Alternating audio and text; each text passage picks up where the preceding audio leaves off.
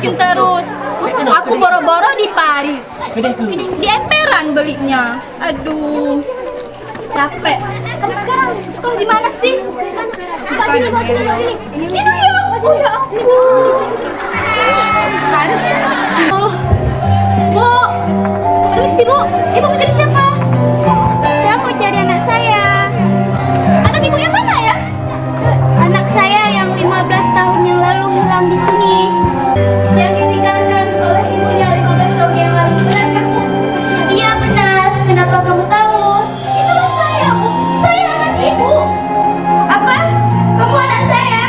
Iya Bu, benar nggak? Ini anak Ibu. Anakku.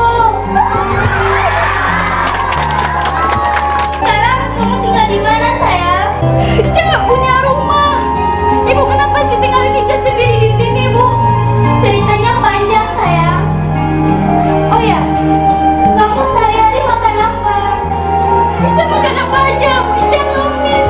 Ya sekarang Ica pulang ke rumah ibu yang mewah megah seperti istana. Iya, kita pulang. Iya, sekarang kita pulang ya. Ayo, tapi Bu, Ica mau pamit dulu Bu ya sama kawan Ica. Oh ya, jangan lama-lama ya. Iya, bentar. Aku sekarang mau pergi sama mama baru aku ke Jakarta. Jadi kamu jangan bilang sama ibu aku dan sama adik aku yang kampungan itu, ngerti?